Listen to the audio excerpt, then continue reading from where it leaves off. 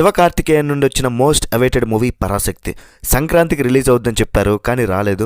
ఇది ఎస్కే కెరీర్లో mile stone 25th cinema కావడం, దీనిని ఆకాశం నీహద్దుర ఫేమ్ సుధా కొంగర డైరెక్ట్ చేయడం. అండ్ యాక్చువల్గా ఈ మూవీ సూర్య గారు చేయాల్సిందంట, కొన్ని కారణాల వల్ల ఆయన తప్పుకున్నారు. ఇప్పుడైతే G5లో తెలుగులో కూడా స్ట్రీమింగ్ అవుతుంది, డబ్బింగ్ బాగానే ఉంది. మరి ఓవరాల్ మూవీ నాకైతే just for few limited scenes అంతే. చాలా మంచి కాన్సెప్ట్ తీసుకున్నారు, కానీ ఆ screen play and also movie run time కూడా చాలా ఎక్కువ, 2 గంటల 40 నిమిషాలు. అంటే ఈ పరాశక్తి అక్కడక్కడ నాకు బాగా తలనొప్పి తెప్పించింది. పరాశక్తి మన పేషెన్స్ని కూడా టెస్ట్ చేస్తూ ఉంటుంది. నా వరకు మాత్రం ఒక బిలో యావరేజ్ ఫిలిం అయ్యా.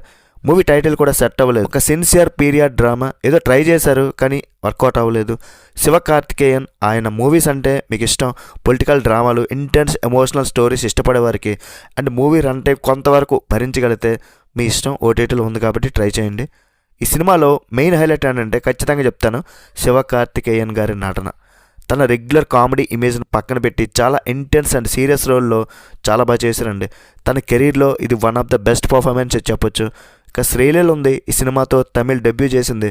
శ్రీలీల ఉందంటే చాలు మూవీస్ అన్నీ కూడా ఎట్లా అయిపోతున్నాయి తెలుసు కదా. తమ్ముడి క్యారెక్టర్ ఉంది అథర్వ, తన ఎనర్జీ సూపర్. విలన్గా రైమోహన్ అదే తిరునాథన్ చాలా పవర్ఫుల్ అపోనెంట్గా కనిపించారు. అంతేకాకుండా రానా దగ్గుబాటి, బ్యాసిల్ జోసెఫ్ వంటి వాళ్ళు కొన్ని స్పెషల్ కామియోస్లో. ఇదంతా కూడా 1960ల నాటి మద్రాస్ బ్యాక్ డ్రాప్లో సాగే పీరియడ్ పొలిటికల్ డ్రామా. రైల్వే కార్మికుడైన చెజియన్కి తన తమ్ముడు చిన్నాదరే, అదే మన అథర్వ, తన కుటుంబమే సర్వస్వం.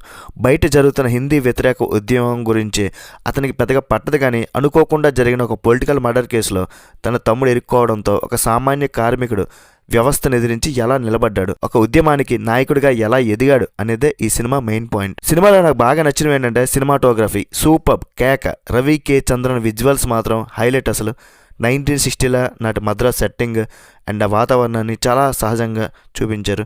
అండ్ ఆల్సో జీవి ప్రకాష్ కుమార్ గారికి ఇది 100 ఫిల్మ్ అంట. ఆయన అందించిన బ్యాక్గ్రౌండ్ స్కోర్ కూడా బాగానే ఉంది. సుధా కొంగర మరోసారి తన నిజాయితీని చాటుకున్నారు, ఎందుకంటే ఒక చారిత్రాత్మక ఉద్యమాన్ని కమర్షియల్ ఎలిమెంట్స్తో బ్యాలెన్స్ చేస్తూ ట్రై చేయాలని ఒక మంచి ప్రయత్నం చేశారు, కానీ అది కొంతవరకు మాత్రమే వర్కౌట్ అయ్యింది.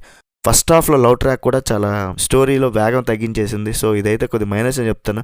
ఫైనల్గా Sivakarthikeyan intense acting and screen presence, సినిమాలోని కొన్ని emotional scenes and political dialogues, background score, cinematography and grand production values, ఇవన్నీ ప్లస్లే. కానీ ఇవన్నీ బాగానే ఉన్నప్పటికీ కూడా బోరింగ్ అనిపించే స్క్రీన్ ప్లే, రన్ టైం కూడా ఎక్కువ. సో ఓవరాల్గా మూవీకి రేటింగ్ ఇవ్వాలంటే మాత్రం 2.5 out of 5. That's it guys. Review నచ్చితే ఒక లైక్ వేసుకోండి. నెక్స్ట్ వీడియో మళ్ళీ కలుద్దాం.